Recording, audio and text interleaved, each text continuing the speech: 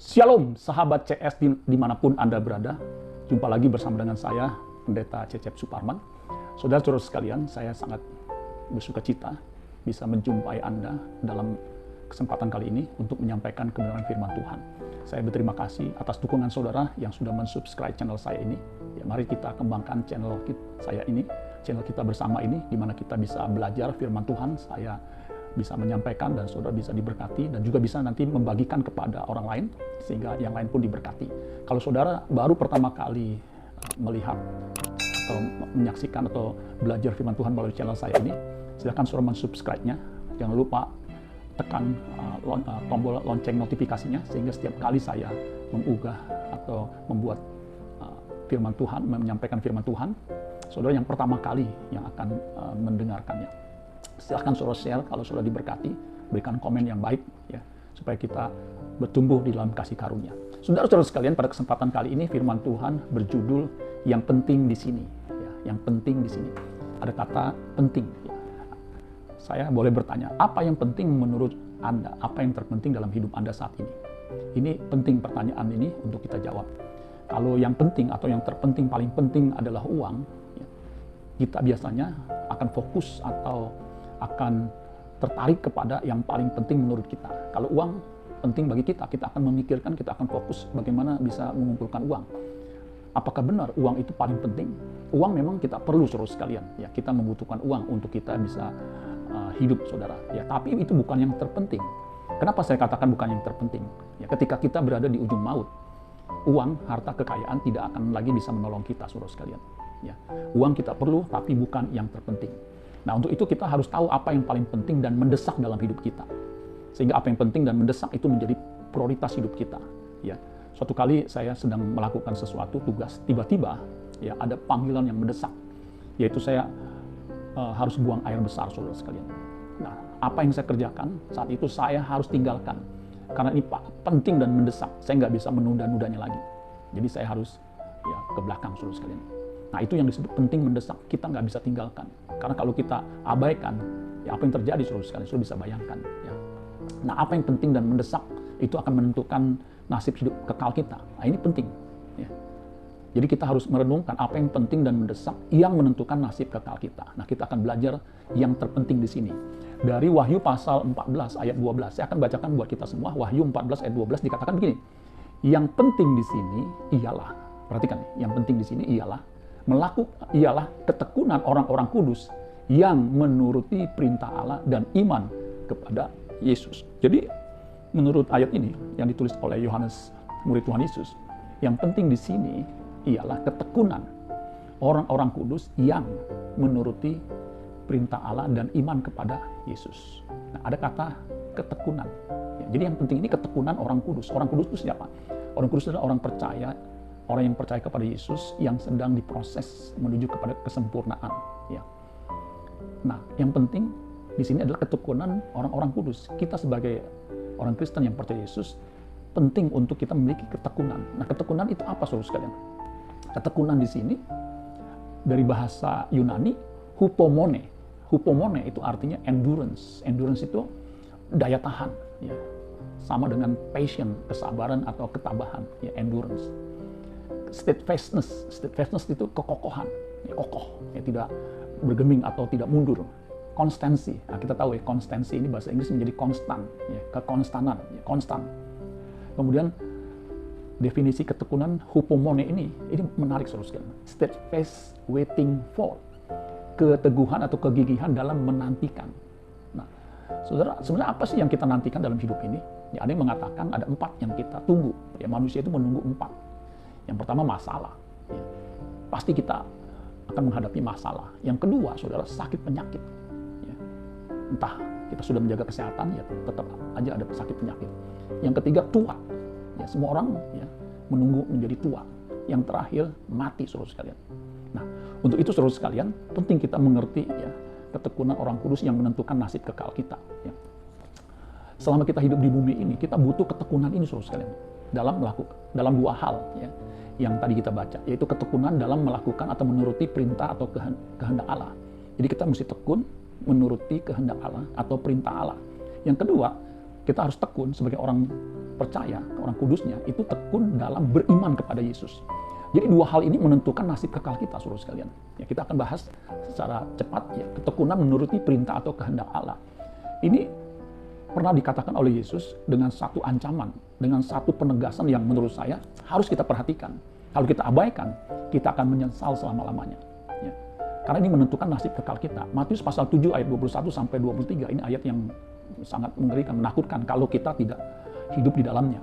Bukan setiap orang yang berseru kepadaku Tuhan, Tuhan, ya, Matius 7 ayat 21, akan masuk ke dalam kerajaan sorga. Melainkan dia, perhatikan nih, melainkan dia yang melakukan kehendak Bapakku yang di sorga.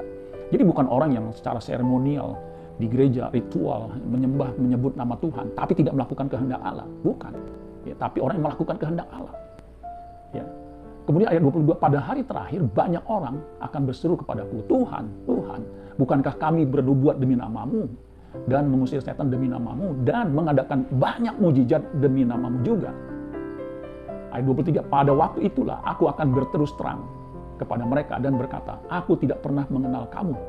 Enyah daripadaku kamu sekalian pembuat kejahatan. Jadi kalau kita tidak melakukan kehendak Allah, ya, kita hanya seremonial, ya, itu kita disebut sebagai pembuat kejahatan atau orang yang melakukan pelanggaran hukum. Jadi penting sekali kita harus tekun melakukan kehendak Allah. Ya. Kita harus mengerti kehendak Allah dalam hidup kita. Karena itu menentukan nasib kekal kita. Jangan sampai kita melakukan yang bukan perintah Allah, yang bukan kehendak Allah. Ya. Seperti tadi, yang kita anggap penting ternyata bukannya uang. Ya. Kita mengejar uang. Ya. Padahal uang tidak dibawa mati, saudara sekalian. Ya. Nah, ketekunan dalam menuruti kehendak Allah ternyata berhubungan erat dengan ketekunan dalam beriman kepada Yesus. Jadi ketekunan orang percaya dalam imannya kepada Yesus itu ternyata berkaitan dengan menuruti kehendak Allah atau perintah Allah. Ya, ini dua hal yang nggak bisa dipisahkan, saudara sekalian. Ya, saya bahas dulu ya. Percaya kepada Allah, percaya kepada Yesus itu menentukan nasib kekal kita.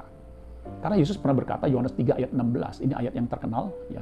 Dikatakan begini, karena begitu besar kasih Allah akan dunia ini sehingga ia telah mengaruniakan anaknya yang tunggal supaya setiap orang yang percaya kepadanya tidak binasa, percaya kepadanya, kepada Yesus anak tunggal Allah, melainkan beroleh hidup yang kekal. Nah, saudara perhatikan di situ. Jadi percaya Yesus itu menentukan nasib kekal kita. Kita bisa binasa, mengalami kematian yang kedua, yaitu hidup di neraka, atau hidup kekal, hidup di sorga, hidup selama-lamanya dalam keabadian, dalam damai sejahtera. Ayat 17, ini jarang disampaikan. Sebab Allah mengutus anaknya ke dalam dunia bukan untuk menghakimi dunia, melainkan untuk menyelamatkannya oleh dia. Ayat 18, barang siapa percaya kepadanya, ia tidak akan dihukum.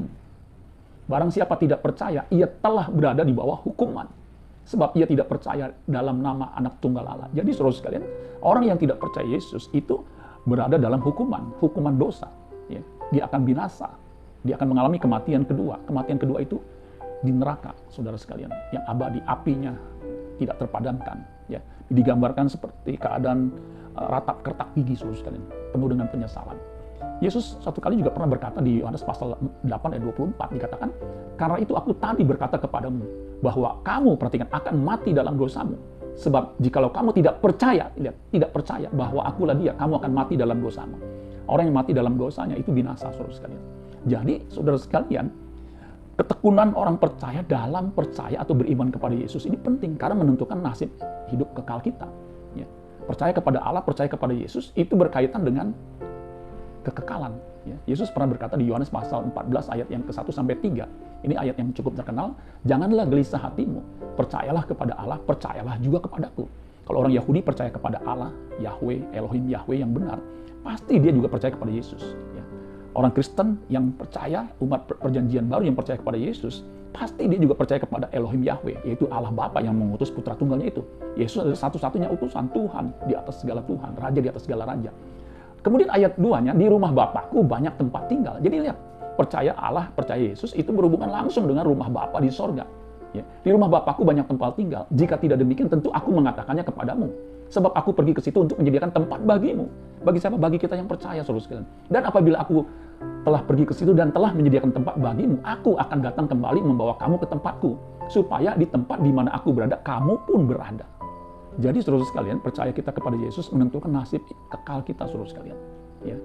Nah, percaya itu bukan hanya sekedar di pikiran, di nalar, tetapi percaya itu sebuah aktivitas, sebuah pekerjaan ya, yang kita harus lakoni selama kita hidup di bumi ini. Ya. Dikatakan, saudara sekalian, di dalam ini ayat yang terakhir, Yohanes 6 ayat 28 sampai 29. Lalu kata mereka kepadanya, apakah yang harus kami perbuat supaya kami mengerjakan pekerjaan yang dikehendaki Allah? Perhatikan nih, pertanyaan ini penting. Apa yang harus kami perbuat supaya kami mengerjakan pekerjaan yang dikehendaki Allah? Ayat 29, jawab Yesus kepada mereka, inilah pekerjaan yang dikehendaki Allah, yaitu hendaklah kamu percaya kepada Dia yang telah diutus Allah. Dia yang diutus Allah, Yesus Kristus. Percaya kepada Dia, itu yang dikehendaki Allah. Itu adalah pekerjaan yang kita harus tekuni. Ya. Kita harus memiliki ketekunan. Untuk apa? Percaya kepada Yesus. Nah, orang yang merampungkan pekerjaannya, yaitu percaya kepada Yesus, ditandai dengan apa?